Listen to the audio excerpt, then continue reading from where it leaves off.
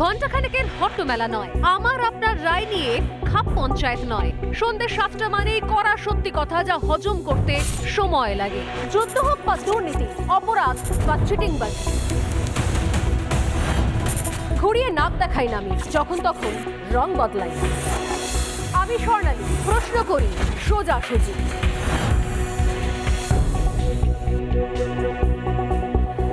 নমস্কার, রিপাবলিক বাংলায় আরও একবার স্বাগত। সঙ্গে রয়েছি আমি স্বর্ণালী সরকার। বিগত কয়েকদিন ধরে যে ছবি আমরা দেখে আসছি রাজ্যের বিভিন্ন প্রান্তে, এবং তার আগে একদিকে বিভিন্ন সময় রামনবমী মিছিলকে কেন্দ্র করে তার মধ্যে একাধিক অস্থির অবস্থা। রাজ্যের দুর্নীতির খবর বারবার রয়েছে, শাসক দলের তোষণের মাসুল গুনতে হচ্ছে বিভিন্ন সময় সাধারণ মানুষকে, পশ্চিমবঙ্গের সাধারণ মানুষকে। অদ্ভুত রকম কোপ নেমে আসছে, তার জন্য ক্ষোভও সমান তালে বাড়ছে। কিন্তু এর মধ্যে যে বিষয় নিয়ে আমরা আজকে কথা বলবো, সেই বিষয়ের সঙ্গে একজন মানুষ জড়িয়ে রয়েছেন। বিগত এক সপ্তাহ ধরে বারবার যিনি খবরের শিরোনামে চলে এসেছেন। আমি জানি যে অন্যান্য অনেক মিনমিনে চ্যানেল দেখায়নি, কিন্তু আমরা দেখিয়েছি, তারপর জাতীয় স্তরে পর্যন্ত এটা নিয়ে আলোচনা হয়েছে। তিনি হিরণময় মহারাজ, যার ওপর রাতের অন্ধকারে একদল দুষ্কৃতী হামলা চালায়। হিরণময় মহারাজের সঙ্গে আজ সোজাসুজি স্বর্ণালীতে সরাসরি কথা বলবো আমরা। আজ সোজাসুজি স্বর্ণালীর স্টুডিওতে এই মুহূর্তে উপস্থিত রয়েছেন হিরণময় মহারাজ। মহারাজ, স্বাগত আপনাকে রিপাবলিক বাংলায় সোজাসুজি স্বর্ণালীতে। আমি শুরুতেই জানতে চাইবো যে এই চূড়ান্ত অস্থির অবস্থার মধ্যে যখনই রাজ্যের এই পরিস্থিতি দেখেন, কখনো দুর্নীতি, আর কখনো এই মুহূর্তে সব থেকে যেটা চর্চার বিষয় দাঁড়িয়েছে, অদ্ভুত রকমভাবে যারাই হিন্দু ধর্মের কথা বলছেন, নিজের ধর্মের কথা বলছেন, তাদেরকে অদ্ভুত রকমভাবে দাগিয়ে দেওয়ার চেষ্টা। কেউ হিন্দু ধর্মের, নিজের ধর্মের কথা বললে, হিন্দু ধর্মের কথা বললে, নিজের পুজো পার্বণের কথা বললে, উৎসবের কথা বললে, তাকে ব্র্যাকেটে ফেলে দেওয়া হচ্ছে সঙ্গে সঙ্গে, এই তুমি বিজেপি করো বা তুমি আরএসএস করো। আমার বক্তব্য হচ্ছে, যদি কোনো রাজনৈতিক দল ধর্ম, জয় শ্রীরাম স্লোগান দেয় বা ঈশ্বরের নাম নিয়ে থাকে, বা তারা যদি কোনো উৎসব পালন করে, সেটা তাদের ব্যক্তিগত ব্যাপার। তৃণমূল কংগ্রেসের আমরা অনেককে দেখেছি দুর্গাপুজো করছেন, বড় বড় চেতলা অগ্রণীর পুজো, সুরুচি সংঘের পুজো, সমস্ত রাজ্যের নেতামন্ত্রীর পুজো। তার মানে কি মা দুর্গা কি তাদের হয়ে গেলেন? নিশ্চয়ই নয়। তাহলে আমাদেরকে বাঙালির মধ্যে, পশ্চিমবঙ্গের মধ্যে এইভাবে ধর্মের সঙ্গে রাজনীতিকে জবরদস্তিভাবে একটা যোগ করে দেওয়ার চেষ্টা দিয়ে ধর্মকে অবরুদ্ধ করো। যারা ধর্মচারণ করছেন, যারা ধর্মের পথে রয়েছেন, তাদেরকে আটকাও, তাদের উপরে আঘাত আসুক। কোনো রকমের কোনো প্রতিক্রিয়া পাওয়া যায় না, যেটা আপনার ক্ষেত্রে দেখলাম যে এক সপ্তাহ প্রায় হতে চললো, কোনো প্রতিক্রিয়া পেলাম না। কি বলবেন এই নিয়ে? আসলে আমরা যে বাংলায় বাস করছি, যে রাজশক্তি আমাদেরকে দমিয়ে পিষিয়ে রাখবার চেষ্টা করছে, ধর্ম ধার্মিককে যে প্রকার বারবার হেনস্থা করা হচ্ছে, তাদেরকে পায়ে পিষ্টে শেষ করে দেবার প্রচেষ্টা চলছে, তার পেছনে একটাই কারণ, যে এরা বুঝতে পেরেছে যে ধর্মই একমাত্র পারে কি না এই অরাজকতা, এই স্বৈরাচারী শাসনের অবসান ঘটাতে। এটা কিন্তু আপনি রাজনৈতিক কথা বলছেন এখন, স্বৈরাচারী শাসনের অবসান। কারণ অনেকেরই ধারণা, আমি দেখলাম শাসক দলের তরফ থেকে, যে সাধু সন্ত বা যারা ধর্মাচরণ নিয়ে রয়েছেন, যারা ঈশ্বরের চিন্তায় রয়েছেন, যারা ভাগবত কথা বলছেন, তাদের রাজনীতির কথা বলার কি দরকার? তাদের দেশের কথা বলার কি দরকার? তারা কেন ভারত মাতা কি জয় বলবে? আপনাদের সঙ্গে দেশের কি সম্পর্ক? আপনি থাকুন না ভাগবত নিয়ে, শ্রীকৃষ্ণ কি বলেছেন বা বৃন্দাবনে কি হয়েছিল, সেই সমস্ত কথা বলুন না। আপনাকে দেশ দশ নিয়ে ভাবতে কে বলেছে? আপনি কি স্বৈরাচারী শাসন নিয়ে আপনাদেরকে ভাবতে কে বলেছে?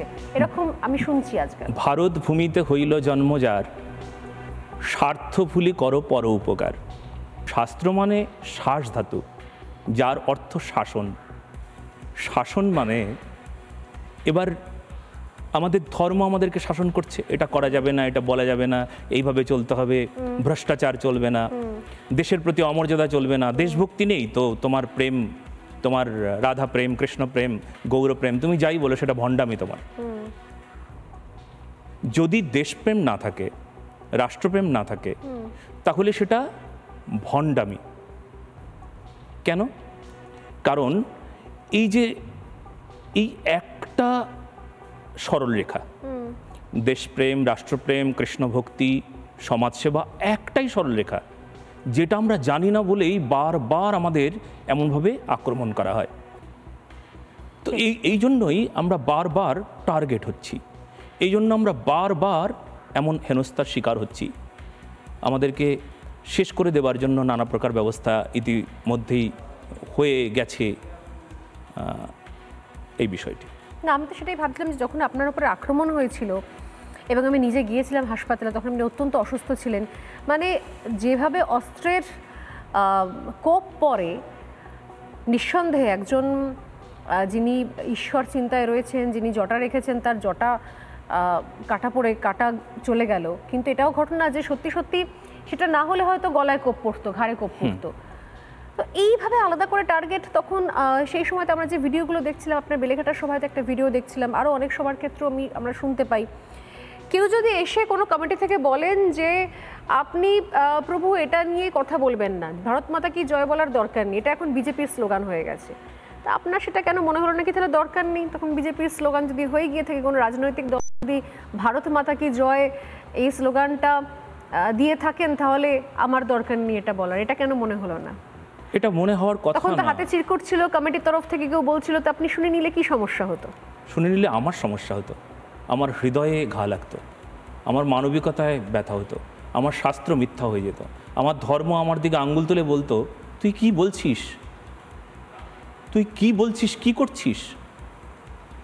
আসলে আমি সবাইকে বলতে চাই, কিছু কিছু মানুষ বিক্রি হয়ে যায়, 1000 টাকা, 2000 টাকা, 500 টাকায় বিক্রি হয়ে যায়। বিক্রি হওয়া মানুষগুলোর কাছে ধর্ম নাই, তারা ধর্মকেও বেচে দিতে পারে, তারা সত্য, শান্তি, দয়া, নীতি, নিষ্ঠা, তারা এই সমস্ত বিক্রি করে দিতে পারে। এবং আমি দেখলাম কি আপনাকে গোমাতার জয় সেটাও বলতে বারণ করা হয়েছিল সেই সময়তে। দেখুন, গোমাতা রাষ্ট্রমাতা, বিশ্বস্য মাতর গাব। আমরা গোমাতাকে দেবতা বলি, গোমাতার সারা শরীরে দেবতা অবস্থান করেন, সেই জন্য সেই গোমাতা আমাদের পূজনীয়, আমরা পূজা করি, সেবা করি। আর সেই গো সেবায় যারা আঘাত ব্যাঘাত দেয়, তাদের কথা আমরা শুনবো কেন? বিষয় এটা। আমরা আমাদের প্রচার আচার চালিয়ে যাব যতক্ষণ শরীরে প্রাণ আছে। এটা কি আমাদের হিন্দু ধর্মের একটা পার্ট নয় যে আমরা অনেকেই, আমি দেখি কি আজকাল এগুলো নিয়েও তারা আলোচনা সমালোচনা শুরু করেন, হনুমান জয়ন্তী নিয়েও শুরু করেছেন, হনুমানকে কেন আমরা পুজো করব, মানে এই যেগুলো আমরা ছোট থেকে কখনো শুনে বড় হয়নি, সেগুলো নিয়ে প্রশ্ন ওঠা শুরু হয়ে গেছে। ঘটনাচক্রে অন্য কোনো ধর্মের ক্ষেত্রে এগুলো হয় না, হিন্দু ধর্মের ক্ষেত্রে এগুলো হয়, কারণ হিন্দু ধর্ম হচ্ছে মানে সর্বস্ব সইতে পারে বোধহয়, সর্বস্বহা বলে, সেই জন্যই হয়তো এগুলো হচ্ছে। আমরা তো আকাশেরও পুজো করে এসেছি, জলেরও পুজো করে এসেছি, সূর্যের পুজো করে এসেছি, প্রতিটা জিনিসের, প্রকৃতির পুজো করে এসেছি। হনুমানজির কথা যখন বলা হচ্ছে, তখন হনুমানজির পুজো করা যাবে না বাংলায়, এটা বড় বিড়ম্বনা, এটা অত্যাচার, এটা চাপিয়ে দেওয়া, এক পক্ষ চাপিয়ে দিচ্ছে। কেন? কারণ হনুমান সেই তত্ত্ব, সেই মূর্তি, হনুমান সেই তত্ত্ব। কোন তত্ত্ব হনুমান?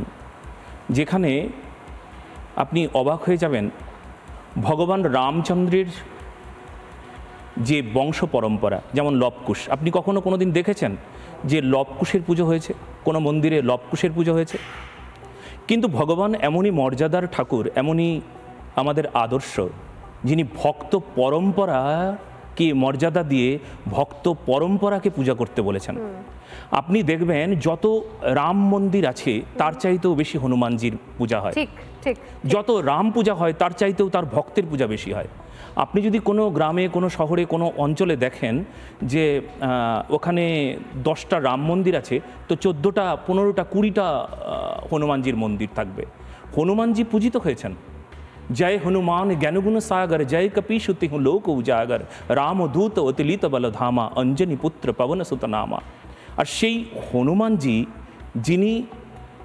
যিনি বন্দনীয়, যিনি কেবলমাত্র আমরা বাংলা বাদ দিয়ে অন্যান্য রাজ্যগুলোতে হনুমানজি পূজিত হবেন, এ কোন কোথাকার কথা এটা?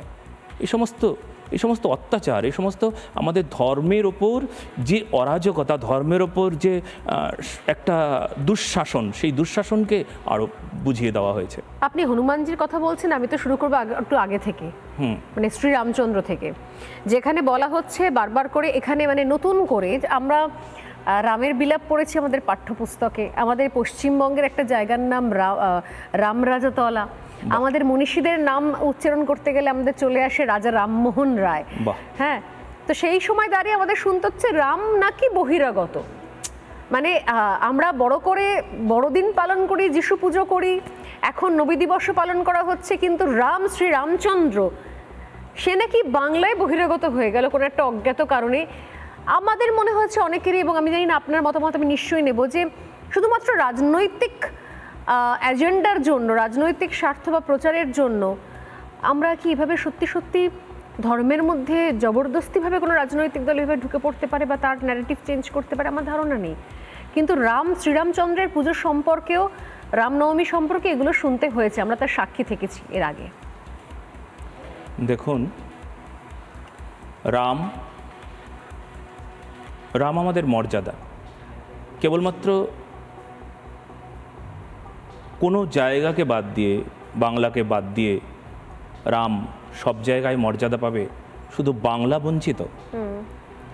এর পশ্চাতে শুধু আপনি বুঝবেন এটাই শুধু অধর্ম।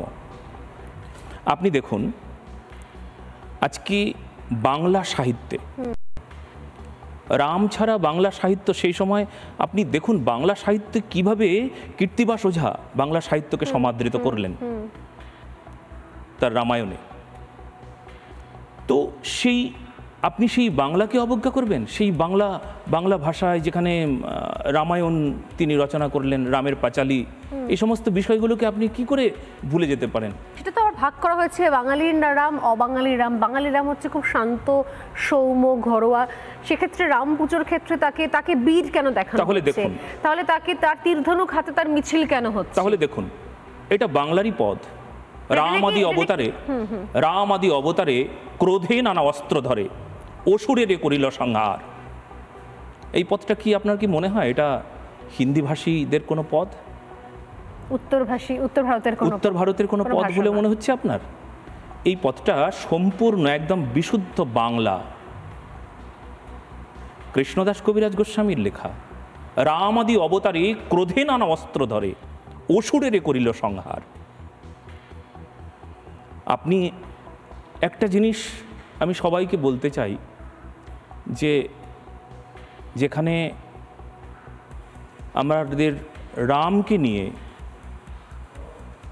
এই প্রকার একটা রাজনীতির খেলে যাচ্ছে, কিন্তু রাম যদি সেই ধর্মে প্রবেশ না করে, আপনি জেনে রাখুন, রাম যদি সেই জায়গায় প্রবেশ না করানো হয়, রামের মর্যাদা যদি সকলের চরিত্রে সুশোভিত না হয়, তবে সে রাজনেতা হতেই পারেন না। রাম বিদেশি হয়ে গেল, আর স্বদেশী হয়ে গেল যিশু কিংবা মোহাম্মদেরা।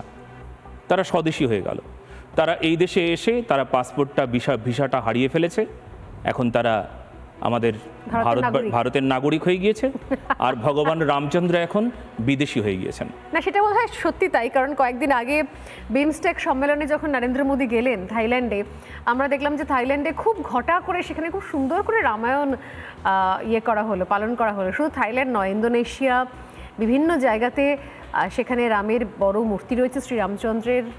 কোথাও হিউস্টনে হনুমানজির বড় মূর্তি রয়েছে 90-92 ফুটের। তো শ্রীরামচন্দ্র সারা দেশের বিভিন্ন জায়গায় তার ব্যাপ্তি আমরা দেখতে পাচ্ছি। শুধুমাত্র অদ্ভুত রকমভাবে ভারতবর্ষে মনে হচ্ছে যেন শ্রীরামচন্দ্রের হয়ে কথা বললে বোধহয় আমাদের নাম্বার কমে যাবে, বোধহয় বিজেপির নাম্বার বেড়ে যাবে। এটা অদ্ভুত বিষয়, এবং এই নিয়ে যারা কথা বলছে তাদেরকেও সহজে একটা রাজনীতির ব্র্যাকেটের মধ্যে ফেলে দেওয়া। আমার মনে হয় কি আপনাকে এই ধরনের কথা শুনতে হচ্ছে বোধহয়। আসলে হ্যাঁ, নাম্বার কমে যাবে, এটা কথা ঠিক। দারুণ কথাটা বলা হয়েছে, যে আমরা যদি রাম সম্পর্কে কিছু বলি তাহলে এক পক্ষের নাম্বার কমে যাবে আর এক পক্ষের নাম্বার বেড়ে যাবে। আপনি ভেবে দেখুন, সারা পশ্চিমবাংলা শুনছে কথাটি, যে এক পক্ষের নাম্বার বেড়ে যাবে, এক পক্ষের নাম্বার কমে যাবে। যদি রামের প্রচার হয়ে যায়, রাম মর্যাদা যদি আমাদের সমাজ, দেশ, রাষ্ট্রে আসে, তাহলে আমাদের রাজ্যটা সত্যিই বদলে যাবে। আর বদলানোর জন্যই চেষ্টা চলছে। আমরা যারা সনাতন ধর্মের এই বিশুদ্ধ পরম্পরায় আছি, তারা বারবার আমাদের এটাই প্রয়াস যে সকলের হৃদয়ে যেন রামচরিত্র, রাম মর্যাদা প্রতিষ্ঠা হয়। এর আগে আপনি কোচবিহারের কথা বলছিলেন, শিলিগুড়ির কথা বলছিলেন, একাধিকবার এর ধরনের আক্রমণের মুখোমুখি হয়েছেন আপনি। অনেকে বলছেন যে বাকি তো অনেক রয়েছে, অনেকেই কীর্তন করছেন, ভাগবত পাঠ করছেন, কই তাদের ওপর তো কোনো আক্রমণ আসছে না, তাহলে হিরণ্ময় প্রভুর ওপর কেন বারবার আসছেন? কি উত্তর দেবেন তার জন্য? উত্তর এটাই, আমি যখন বারবার এই সমাজের এই দুর্ভাগ্যের আকাশটা দেখি, আকাশ ঘনঘটা, তখন সেখানে শান্তি প্রতিষ্ঠার জন্য আমি একমাত্র এটাই দেখলাম যে আমাদের এই সত্য সনাতন ধর্মকে সেখানে প্রতিষ্ঠা করা বিশুদ্ধভাবে। তো যখন সেটা দেখছি, তখন আকাশের এই ঘনঘটাকে দূর করবার জন্য একটাই উপায় আছে, সেটা বেশি বেশি করে আমাদের সমাজের ওপর যে একটা কুপ্রভাব, একটা অপশক্তি, একটা রাজশক্তি, তার যে কুপ্রভাব, সেই কুপ্রভাবটা কেন, কি কারণে? কারণ তারা ধর্ম জানে না, ধর্ম চেনে না, তারা সত্যকে চেনে না, ধার্মিককে তারা ভালোবাসে না। তো ঠিক যখন আমি বিষয়টা জানলাম, তখন আমার অনুভব হলো যে এই অরাজকতাকে দূর করবার জন্য একমাত্র এটাই হবে যে আমরা ভাগবত, গীতা, রামায়ণ, মহাভারত, চৈতন্য চরিতামৃত, আমরা যেটাকেই সামনে রাখছি, কিন্তু সমাজের কি করে উপকার করব? আমরা দেশের জন্য কি করতে পারি? সমাজের মানুষ অবহেলিত, উপেক্ষিত, যারা শিক্ষিত, দেখলেন কিছুদিন আগের ঘটনা যে 26,000 চাকরি চলে গেল। তো এই যে অরাজকতা চারিদিকে, এই অরাজকতা দূর করবার জন্য ব্যবস্থা কি? আমাদের ধর্ম কি বলে? সনাতন বার্তা কি দেয়? তো আমি বিভিন্ন জায়গায় গিয়ে যখন ধর্মের প্রচার করি, সত্যের সপক্ষে বলি, যখন দেশপ্রেমের সপক্ষে বলি, তখন সেখানে বারবার আমি সমস্যার শিকার হই। কেন হই? কারণ আমার মুখে যেন সত্য মানায় না। একজন ধার্মিক সত্য কথা বলবে, তার মুখে সত্য মানায় না, সেই জন্য বারবার আমি সমস্যার শিকার হই। দেখুন, আদিনা, যেটি আদিনাথ মন্দির মালদায়, সেখানে প্রণাম করতে গেলাম, সেখানে প্রণাম করবার অপরাধে, সেখানে দেখবেন ভিডিও ফুটেজগুলো আছে, প্রণাম করবার অপরাধী আমার ওপরে কেস হয়ে গেল। প্রণাম করলেন কেন? যদি ওটা তো না, সেই সময় তো আমি দেখছিলাম যে পুলিশ, সেখানকার অফিসার বা যারা ছিলেন, তারা বলছেন যে আদিনাথ মসজিদে আপনি কি করছেন, এখানে এটা করা যায় না। এটা নিয়ে বলবো আমি। মসজিদ, আচ্ছা মসজিদ, আদিনা মসজিদ, এটা আমরা জানি, এই নামে এখন আমরা সেটাকে চিনি, জানি, সবাই জানি আদিনা মসজিদ। আচ্ছা, একটা কথা, মসজিদে যদি আমরা দেবমূর্তি দেখি, মসজিদে দেবমূর্তি আছে, মসজিদে বিষ্ণু মূর্তি, গণেশ মূর্তি, বিভিন্ন রকম যে চক্র চিহ্ন, পদ্ম চিহ্ন, বিভিন্ন চিহ্নাদি, সেগুলো এই সমস্ত মসজিদের দেওয়ালে রয়েছে, বিভিন্ন বিগ্রহ। আচ্ছা, আমরা যখন কোনো বিগ্রহ দেখি, আমরা সনাতনী, আমরা কোনো বিগ্রহ দেখলে আমরা প্রণাম করব না দাঁড়িয়ে থাকব? বিগ্রহ দেখলে আমাদের মাথা নিচু হয়ে যায়, এটা আমাদের নিয়ম। আমরা কোনো বিগ্রহ দেখলে আমরা অবনত হই, আমরা প্রণাম করি, এটা আমাদের নিয়ম। এটা ছোটবেলা থেকে আমাদের একটা এই স্বভাব, এটা আমাদের। তো যেখানে আমরা মাথা নিচু করেছি সেখানে প্রণাম করতে দেওয়া হবে না। আপনি এখানে প্রণাম করতে পারেন না, দেখবেন ভিডিওটি, আপনি এখানে প্রণাম করতে পারেন না, যেখানে সেখানে আপনি প্রণাম করবেন না। উঠুন উঠুন উঠুন, শুনুন শুনুন শুনুন শুনুন, এখানে যেখানে সেখানে প্রণাম করবেন না। আমি প্রণাম করতে পারবো না আপনি দেখাতে পারেন? আমি এখানে প্রণাম করতে পারবো না এটা কোথায় লেখা আছে আপনি বলুন, কোথায় লেখা আছে? বাগবিতণ্ডা হলো। কিন্তু এই নিয়ে যে এত বড় একটা সমস্যা তৈরি করবে এরা, সেটা আমার জানা ছিল না। যে কোনো সনাতনী হিন্দু কোনো মন্দিরে গেছে, মন্দিরে যাবার পর তাকে প্রণাম করবার অপরাধে তার এফআইআর হয়েছে, এটা মেনে নেওয়া যায় না, এটা আমরা মেনে নিতে পারি না। তা আপনি ওখানে গিয়ে শিবের পুজো করেছিলেন? পুজো করতে গেলে গন্ধ পুষ্প ধূপ দীপ নৈবেদ্যের প্রয়োজন পড়ে। গন্ধ পুষ্প ধূপ দীপ নৈবেদ্য, ঘণ্টা, আরতি, পূজার সামগ্রী ইত্যাদি সব কিছু প্রয়োজন পড়ে। আমরা শুধু ওই যে শিব মূর্তিটা দেখেছি, সেখানে আমরা স্তুতি মানে স্তুতি বাক্য যেটাকে বলা হয় মন্ত্র, মন্ত্র মানে সংস্কৃত শব্দ, ঠিক, ভাষা, ঠিক। আমরা আমার ইষ্টের সঙ্গে কথা বলেছি, আমরা আমার ইষ্ট সাধনা করেছি, ইষ্টের সঙ্গে কথা বলেছি। বন্দনা বলতে পারেন, প্রণাম বলতে পারেন, কিন্তু আপনি পুজো বলতে পারবেন না ওটাকে। কি কি কি কি প্রার্থনা করেছিলেন? কি ওটা বন্দনা?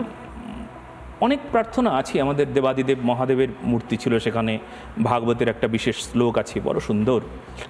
জিতম তয়াত্মবিদ বরয়শস্তয়ে শস্তিরস্তমে ভবতারাধশরাধ্যম সর্বস্মায়াত্মন নমঃ। জিতং তা, জয় হোক তোমার, হি আত্মবিদ মহাপুরুষ, তোমার যারা জয় জয়কার দেয় তাদের জয় হয়ে যায়। হে জয়ের ঠাকুর, হে জয়ের ভগবান, তোমাকে বারবার প্রণাম, বারবার প্রণাম, তুমি আমাদের জয় করো। তো এটা একটা মন্ত্র, আর মন্ত্র বলা মানে দেবতার সঙ্গে কথা বলা, ওটা একটা ভাষা, সংস্কৃত ভাষা, শব্দ। তো আমরা সেই শব্দে তার সঙ্গে কথা বলেছিলাম। তো অনেকেই বলেছে পূজা করেছি, পূজা করেছি, পূজা করেছি, পূজা করবার অপরাধ ইত্যাদি ইত্যাদি। শব্দটা এরকম ছিল না। পূজা করতে গেলেই যে প্রয়োজনীয় বিষয়গুলো ছিল সেখানে তো কোনো কিছুই ছিল না, আমরা পূজা তো করিনি। যাই হোক, সেটা অন্য বিষয় ছিল। তো তার জন্য সেই সময় তো আপনাকে মানে বারবার শুনতে হয়েছে, এবং বিষয়টাও সামনে চলে এসেছে যে একজন যিনি সনাতন ধর্মের সাধক, তিনি কেন হঠাৎ করে মসজিদে পৌঁছে যাবেন? আচ্ছা, কি দরকার ছিল? না গেলেও তো চলতো। এত তো শিব জায়গা রয়েছে, এত মন্দির রয়েছে, সেখানে গিয়ে তিনি পুজো করতে পারতেন, তিনি কেন আদিনা মসজিদটাকেই বেছে নিলেন? বাহ, খুব সুন্দর প্রশ্ন। দেখুন, আদিনাথ, আদিনাথ, ভালো করে ধ্যান দিতে হবে। আদিনাথ যিনি স্বয়ং মহাদেব। তো এবার আদিনাথ, আমি যখন যে মন্দিরে আমার আদিনাথ আছে সেই মন্দিরে আমি যাব না? সেই মন্দিরে গিয়ে আমি প্রণাম করব না? আমি সেখানে প্রবেশ করতে পারি না? কিন্তু এটা তো বলতে পারি, কে বলেছে আপনাকে এখন আদিনাথ রয়েছেন? তিনি হয়তো আগে মন্দির ছিল, এখন সেটা পরিবর্তিত হয়ে গেছে বহু বছর আগে। কিন্তু এটাই মোগল আমলে পরিবর্তন হয়ে গেছে, যেরকম আমরা জানি কি ভারতের অনেক জায়গায় অনেক মন্দিরই পরবর্তীকালে তা পরিবর্তন হয়ে গেছে মোগল আমলে। এমনি অনেক স্থান আছে যে স্থানগুলো আমাদের সনাতনী পরম্পরায়, সেই স্থানগুলো আমরা পূর্ব থেকেই জানি, আমরা পূর্ব থেকেই তার পরিচয় সম্পর্কে জানি। কিন্তু আজ কারুর কবলে, কারুর অত্যাচারে শখুন দল তারা এলো, পাঠান মোগল এলো, এসে আমাদের এই সনাতন সংস্কৃতিকে তছনছ করে দেওয়ার চেষ্টা করেছে। সেই সময় বারবার মন্দিরের ওপর হামলা, মন্দিরগুলোকে ভেঙে কনভার্ট করে অন্য কোনো উপাসনা ক্ষেত্র তৈরি করা, এই সমস্ত বারবার হয়েছে। আর এখন এই মুহূর্তে দাঁড়িয়ে যদি আমরা সেই মসজিদগুলো যদি সেখানেও যদি আমরা আমাদের শ্রী বিগ্রহ দেখতে পাই, তারপর যদি সার্ভে করবার জন্য বলা হয়, সেখানে তারাও সেই জায়গায় আমরা দেখেছি যে এক পক্ষ সেখানে বারবার নিষেধ করছে নানা প্রকারভাবে, মানে সার্ভে করতে দেওয়া হচ্ছে না, বিভিন্ন রকমভাবে তারা। না, আদিনায় যে স্ট্রাকচার রয়েছে সেই স্ট্রাকচারে গায়ে আপনি যেরকম বলেন বিভিন্ন বিগ্রহের স্থাপত্য দেখতে পাওয়া যায়। মানে কয়েক বছর আগে পর্যন্ত খুব স্পষ্ট দেখতে পাওয়া যেত সেখানে, আপনি যেরকম বললেন পদ্মফুল বা আরও সেরকম, সেই জিনিসগুলো এখনো দেখতে পাওয়া যায়। কি হয়েছে, এটা একটা ভালো কথা বলেছেন। আমি যেবার প্রথম গেলাম তখনও দেখেছি, কি দেখলাম না, ওই আশেপাশে যেমন একটা নৃসিংহ মূর্তি ছিল, ঠিক পেছন দিকটা নৃসিংহ মূর্তিটাকে ভেঙে গুড়িয়ে দেওয়ার চেষ্টা প্রতিদিন চলছিল। ওখানে বড় বড় সমস্ত খোয়াগুলো ওখানে ফেলে রাখা হয়েছে, নানা রকমভাবে খোদাই করে করে করে করে সেই মূর্তিকে ভেঙে দেওয়ার চেষ্টা চলছিল। আরও অন্যান্য মূর্তিগুলোকেও সেখানে যেন ওই ভাস্কর্যকে, সনাতনী ভাস্কর্যকে এখানে মিটিয়ে দেওয়া হোক, মানে নানা প্রকারভাবে কী যে অত্যাচার চলছিল, এখনও চলছে। তো যাই হোক, সেই সময় যে জিনিসটা হয়েছিল, আমি বেনারসের ক্ষেত্রে দেখেছি জ্ঞানবাপী যে রয়েছে, জ্ঞানবাপীর পিছনের পুরো অংশটাই এখনো পর্যন্ত সেই পুরনো শিব মন্দিরের স্ট্রাকচার এখনো রয়ে গেছে, শুধু সামনের অংশটুকু পরিবর্তন হয়েছিল। হ্যাঁ, যেটা বলছিলাম, তো আমি যখন গেলাম প্রথমবার আদিনাথে, ঠিক আমি যাবার পর তারপর দারুণভাবে একটা প্রশাসন বেশ একটা ঝুঁকি নিল কি না ওখানে আর কাউকে প্রবেশ করতে দেওয়া হবে না। আর আমি তখন দারুণভাবে আবেদন জানিয়েছিলাম যে যেভাবে আমাদের ভাস্কর্যকে ভেঙে ফেলা হচ্ছে, কিছুদিন পরে তো আর কোনো অস্তিত্ব থাকবে না, আমরা আর খুঁজেই পাবো না, বলাই যাবে না এটা এখানে এই মূর্তি ছিল, এখানে এই ছিল, কিচ্ছু ছিল না, এটা বলাই হবে। তো আমি যাবার পরে যে জিনিসটা হয়েছিল সেটা এই যে সেখানে ব্যবস্থা এটা হলো যে ওখানে আর কাউকে ঢুকতে দেওয়া হচ্ছে না, বা সেখানে আর ভেঙে ফেলবার মতন এরকম নাকি একটা শুনলাম আমি। পরবর্তীতেও এই বিষয় নিয়ে চর্চা হয়েছিল যে আপনি আসার পর থেকে তারপর আর ওই মূর্তিগুলোকে ভাঙছে না, কেউ আসছে না, একটা ব্যবস্থা করা হয়েছে এরকম শুনছিলাম। কিন্তু এই মুহূর্তে আমি মাঝখানে একবার যাব, সব তৈরি হয়ে গিয়েছিল যে আমি একবার দেখে আসি কি পরিস্থিতিতে আছে। আমি ফেসবুকে একটা পোস্ট করেছিলাম, খুব গুরুত্বপূর্ণ কথা মনে পড়লো। ফেসবুকে একটা পোস্ট করেছিলাম যে আমি এত তারিখে আদিনায় আসছি। পোস্ট করবার পর খুব ভাইরাল হয়ে গেল। 3 দিন পর পুলিশ এলো।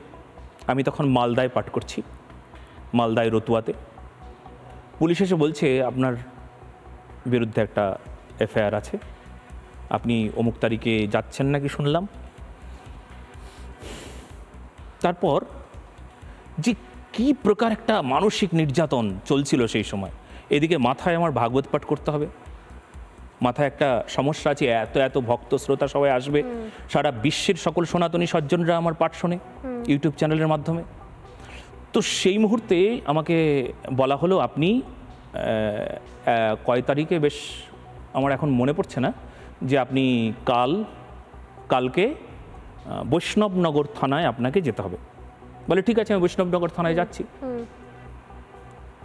এবার ঠিক পরের দিন আরেকটা কাগজ হাতে ধরিয়ে দিয়ে বলছে, আরেকটা নোটিশে বলছে না আপনাকে বৈষ্ণবনগর যেতে হবে না, আপনার কালিয়াচক থানায় যেতে হবে। বলে অত্যাচার, কেন কেন, মানে আজ এখানে কাল ওখানে। হ্যাঁ, এবার বৈষ্ণবনগর থানায় আপনি যাবেন না, কারণ সেখানে সনাতনীদের ভিড় আছে। আপনি বুঝুন, এবার ওখানে সনাতনীদের ভিড় আছে, ওখানে আপনি যাবেন না, আপনি কালিয়াচক থানায় চলুন। ঠিক আছে, চলো কালিয়াচক থানায় যাব। বেশ যথারীতি আমি সকাল সকাল কালিয়াচক থানায় চলে গেলাম। যাবার পর কমপ্লাই হয়ে গেল, সব কিছু কমপ্লিট, আমাকে ছেড়ে দিল। আমার ওখানে গিয়ে আবার ভাগবত পাঠ করতে হবে। কোথায়? রতুয়াতে। ওখান থেকে 1.5-2 ঘন্টার 3 ঘন্টার রাস্তা। এবার আমি চলে গেলাম, মোটামুটি 1 ঘন্টা চলে গেছি, রাস্তায় আছি। এবার পেছন পেছন সেই থানার থেকে পুলিশ পেছনে গিয়ে আমাদের গাড়ির সামনে দাঁড়িয়ে, মহারাজ আপনাকে একটু খালি একটা বাকি আছে, আপনি একটু খালি আবার একটু চলুন, হ্যাঁ আবার একটু চলুন, আপনার একটা লেখা বাকি আছে, আপনি একটা সিগনেচার করুন, হ্যাঁ একটু চলুন একটু চলুন একটু চলুন। আমি বললাম দেখুন এত দূর চলে এসেছি আমি ওখানে। বলে আপনার তো বেশিক্ষণ সময় লাগবে না। বলে আমি গিয়ে পাঠ করবো, ওখানে সমস্ত শ্রোতা বসে আছে, আপনাদের কিন্তু সমস্যা হবে। আমাকে যদি এখন আবার নিয়ে যান, আমাকে যদি কিছুক্ষণ ওখানে যদি আমাকে থাকতে হয়, তাহলে কিন্তু সমস্যা আপনাদের হয়ে যাবে। বলে না না, শুধু একটা মাত্র লেখা বাকি আছে, একটা মাত্র, চলুন চলুন চলুন। সেই সময় কি অভিজ্ঞতা, তিক্ত অভিজ্ঞতা আমার, সত্যি পশ্চিমবঙ্গের মানুষকে আমি বলতে চাই, তিক্ত অভিজ্ঞতা। কি হলো তারপর শুনুন। আমি যখন আবার ফিরে গেলাম, যাওয়ার পর এবার ফোন আসছে, ওনারা নিজেরা ফোন করছে। আমি একদম স্পষ্ট শুনতে পাচ্ছি ওই স্পিকার অন করা আছে। এবার বড়বাবু, ছোটোবাবু, মেজবাবু, কী বাবু ওনারা এবার ফোনে বলছেন যে গালিগালাজ দিয়ে ওকে বসিয়ে রাখ, ওকে বসিয়ে রাখ। মানে ওই গালিটা আমি এখন দিতে পারবো না, সারা পশ্চিমবাংলার মানুষ শুনুক যে সাধুকে গালি দেওয়া হয়েছে, সাধুকে অকথ্য ভাষা বলা হয়েছে। বলছে ওকে বসিয়ে রাখ, ঘন্টার পর ঘন্টা বসিয়ে রাখ। বসে থাকলাম, সন্ধ্যা পেরিয়ে রাত হয়ে গেল। আমাকে বলছে যে আমাদের কিছু করার নাই, ওপরের চাপ, আমাদের কিছু করার নাই, ওপরের চাপ। আমাকে বসিয়ে রাখলে কি আপনাদের চাপ কমবে? চাপ বাড়বে। আমি বললাম, বলে কি করে? সারা পশ্চিমবঙ্গ খেপে যাবে, সারা পশ্চিম বাংলা খেপে যাবে। আমাকে যারা ভালোবাসে আপনাদেরকে আরও কি ভালো হবে বলে মনে করছেন? ভালো হবে বলে ভাবছেন? সমস্যা কিন্তু আপনারা পড়বেন। এরা একটাকে আড়াল করতে আরেকটা জায়গায় যে ফাঁকা হয়ে যাচ্ছে, রাজশক্তি একটাকে আড়াল করছে, আরেকটা ফাঁকা হয়ে যাচ্ছে। এরা বুঝতে পারছে না, কারণ এদের কাছে ধর্ম নাই। তো যে জায়গাটা ফাঁকা হয়ে গেল সেই জায়গাটা পূরণ করবার মতন এদের ক্ষমতা নাই। এটাই অপশাসন, এটাই স্বৈরাচারী শাসন। কাউকে তুষ্টিকরণ করতে গিয়ে, কাউকে পুষ্টিকরণ করতে গিয়ে, আর অন্য জায়গায় ফাঁকা হয়ে গিয়ে সেখানে যে বরবাদ হয়ে যাচ্ছে, এক পক্ষ যে এদের ওপর আঙ্গুল তুলছে, এটা ওদের মাথায় নাই। তারপর আমাকে ছাড়বে না ছাড়বে না। তারপর যখন খুব ওরা দেখলো যে আর পারছি না, এইদিকে রতুয়া বাস স্ট্যান্ডের যে পথ অবরোধ যারা করছিল, সেখান থেকে থানায় তারা বিক্ষোভ করছে, আর থানা থেকে বারবার এখানে ফোন করছে, আমরা কিন্তু এদেরকে নিয়ে আর পারছি না, ওনাকে না ছাড়লে আমরা আমাদের অবস্থায়, সব পরে জানা গেল। তারপর আমাকে অত রাত্রে ছাড়লো, অত রাতে যখন ছাড়লো, তখন আমি পাঠের সঠিক সময়ে গিয়ে পৌঁছতে পারলাম না। হাজার হাজার শ্রোতা সব অপেক্ষা করছিল। শুধু তো শ্রোতা ওইটুকু নয়, এদিকে ইউটিউব চ্যানেলে সেখানেও অনেক অনেক শ্রোতা অপেক্ষা করছেন। আমি যখন পৌঁছে গেলাম দিদি, তখন যে কি কান্না! আমি ওদের ভিডিওগুলোকে দেখে পরবর্তীতে না আমার এত কষ্ট হচ্ছিল, এত ভালোবাসে। মায়েরা কি করেছে দিদি, এরা ওই ছোট ছোট বাচ্চাগুলোকে কোলে নিয়ে পথের মধ্যে বসে পড়েছে। দেখি কিভাবে আপনারা গাড়ি যেতে দেয়, কি করে মহারাজকে আমাদের ছাড়তে হবে, তারপর আমরা গাড়ি ছাড়বো। মানে মায়েরা, ছেলেরা, বয়োজ্যেষ্ঠরা, মানে কেউ বাদ সেই দিন থাকেনি। হ্যাঁ, সেই দিন সনাতনীরা একটা চমক দেখিয়েছিল। যে সত্যি সত্যি আসলে এই পশ্চিমবঙ্গের এবং দেশের ক্ষেত্রে আমি বলবো, বিভিন্ন জায়গার ছবি আমরা দেখেছি, কিন্তু পশ্চিমবঙ্গের ক্ষেত্রে, বাঙালিদের ক্ষেত্রে সত্যি কি মনে হয় যে সনাতনী ভাবনা চিন্তা, তাদের একতা, দৃঢ়তা ক্রমশ সময়ের সঙ্গে সঙ্গে বাড়ছে? কারণ দিনের পর দিন ধরে তাদেরকে বারবার করে এই যে কর্নার করার চেষ্টা, একটা কোণে ঠেসে দেওয়ার চেষ্টা, দেওয়ালে পিঠ থেকে যাওয়ার অবস্থায় যেভাবে পৌঁছে গিয়েছেন সনাতনীরা, তাতে কি মনে হচ্ছে পশ্চিমবঙ্গের সনাতনীরা এককাট্টা হচ্ছেন, একতা বাড়ছে? দিদি এটা বোঝা যাচ্ছে, এটা ঠিক বুঝতে পারা যাচ্ছে, ঠিক অনুভব হচ্ছে। আমি একটা ভবিষ্যৎ যেন দেখতে পাচ্ছি দিদি। ভবিষ্যৎটা কি? ঠিক পরিবর্তন হতে চলেছে। কারণ এত অত্যাচার এই বাংলা মা, এই বঙ্গ মা আর সইতে পারছেন না।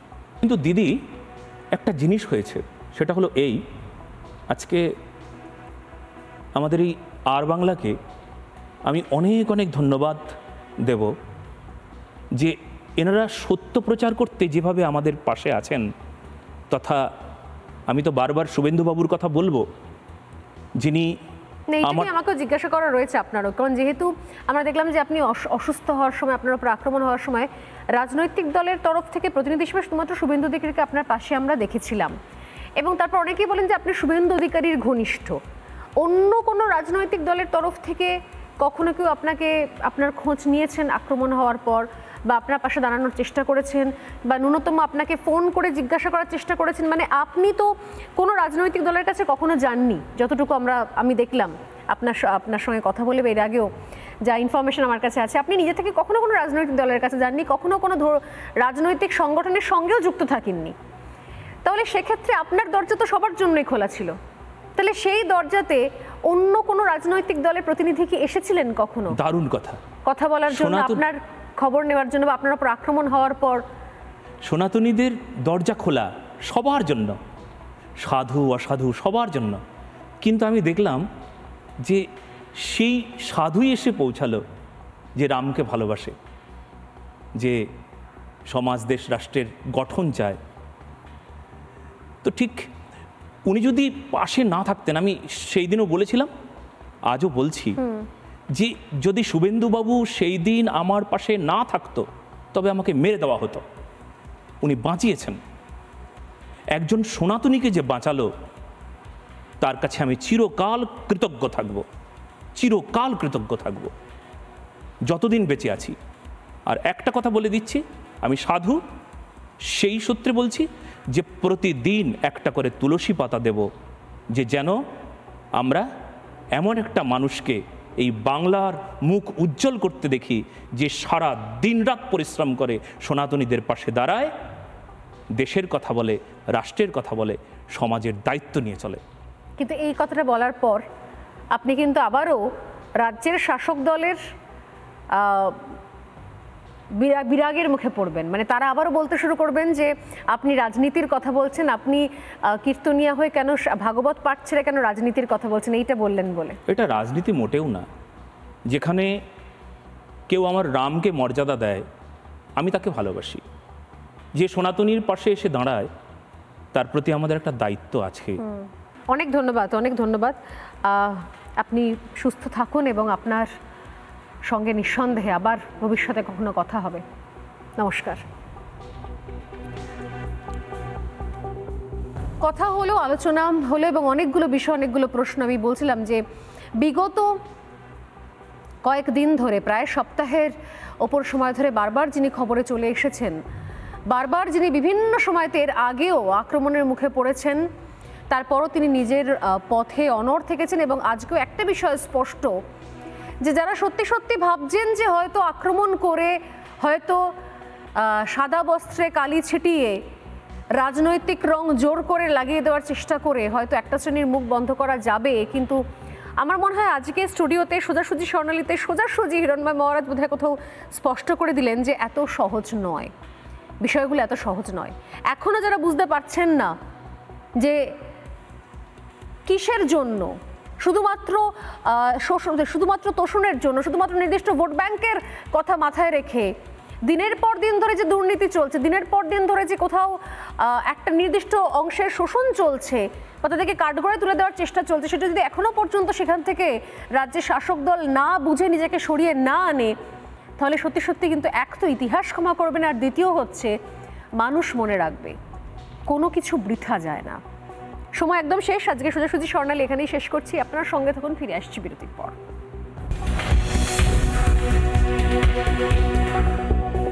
নানা ধরনের কন্টেন্ট দেখার জন্য লাইক করুন, শেয়ার করুন আমাদের ফেসবুক পেজ, সাবস্ক্রাইব করুন আমাদের ইউটিউব চ্যানেল। পাশাপাশি অন্যান্য ব্রেকিং নিউজের জন্য অবশ্যই চোখ রাখুন রিপাবলিক বাংলায়।